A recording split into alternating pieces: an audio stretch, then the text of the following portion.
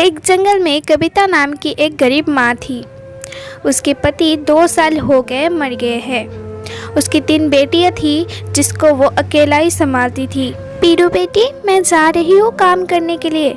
खाना उधर ही रखे हुए है, अगर भूख लगे तो खा लेना और दोनों बहनों को भी खिला देना, ठीक है? ठीक है माँ, जल्दी आना। जब छोटी रोने लगती है तो वो तो चुप होने के नाम ही नहीं लेती है। मैं कोशिश करूँगी बेटा। ठीक है, मैं अब जा रही हूँ। कविता के पास एक टोकरी होती है। वो उस टोकरी को लेके जंगल के सारे पक्षियों के घर घर में घूमती है और वो पुराने सामान इकट्ठे करती है। वो उस पुराने सामान को कबाड़ी वाले के पास बेच देती है। जो कमाई होती है उससे ही अपने दिन गुजारा करती है। पुराने सामान के बदले पैसे ले लो माँ जी, पुराने बर्तन के बदले पैसे ले लो।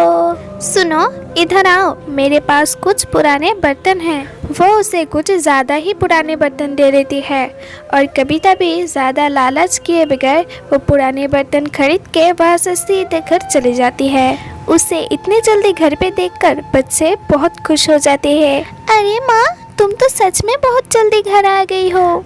हाँ बेटा, मैं सिर्फ सामान खरीद के आ गई। शाम को फिर जाऊंगी, कबाड़ी वालों के पास बर्तन बेच के आऊंगी। ऐसे कहते हुए कविता अपने दोनों बच्चों को खाना खिला रही थी। तभी उसकी बेटी बाहर टोकरी के पास जाके पुराने बर्तनों को अपनी होठों से ठुकराते हुए कुछ अजीब सा खेल खेल रही होती है। शोर सुनकर कविता बाहर जाके पीरू को शोर बंद करने के लिए कहती है, लेकिन तभी कविता को उस पुराने बर्तनों के बीच में एक नया बर्तन नजर आती है और कविता कहती है, कैसा अजीब बर्तन है, आधा नया आधा पुराना। मैंने इसे खरीदते वक्त तो नहीं देखा है। माँ, इसे मैंने ऐसे नया किया है। अपने होठों से टुकराने की वजह से ये ऐसी नए के जैसा दिखने लगती है। वो बात सुनकर और वो बर्तन को देखकर कविता के मन में एक ख्याल आता है। कविता उस पुराने बर्तनों को कबाड़ी वालों के पास बेचने के लिए ले जाने के बजाय कड़ी धूप में बैठ के अपने होठों से एक एक बर्तनों को पुराने से नया बनाने लगती है और वो पुराने बर्तनों की जगह नया बर्तन बेचना शुरू कर देती है। लेकिन ऐसे करने की वजह से किसी दिन उसकी कमाई हो रही थी तो किसी दिन नहीं हो रही थी। माँ, आप क्यों नहीं खाना खा रही हो? आओ ना, आप भी थोड़ा खाना खा लो।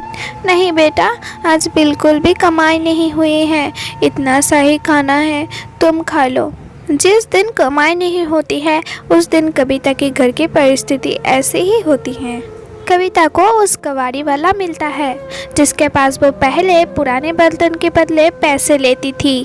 कविता, सुना है तुम पुराने बर्तनों को बहुत मुश्किल से नया बर्तन बना के बेचती हो। सच में मैं तुम्हारी इस बात को कदर करता हूँ, लेकिन खरीदने वालों नहीं करते हैं।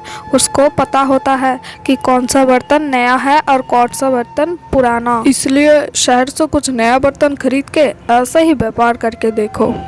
ऐसे कहते हुए कबाड़ी की दुकान वाला वहाँ से चले जाते हैं। कविता भी थोड़े से पैसे इकट्ठे करके शहर से नया बर्तन खरीद के ऐसे ही व्यापार करते हैं और हर रोज उसकी थोड़ी बहुत कमाई हो रही थी। ऐसे ही वो थोड़े थोड़े पैसे इकट्ठा करता है और वो टोकरी में पुराने बर्तन खरीदने के बजाय नया बर्तन बेचने की दुकान भी खोल लेती है। इसी तरीके से वो व्यापार भी कर रही थी और अपने बच्चे को भी अच्छे तरीके से संभाल रही थी।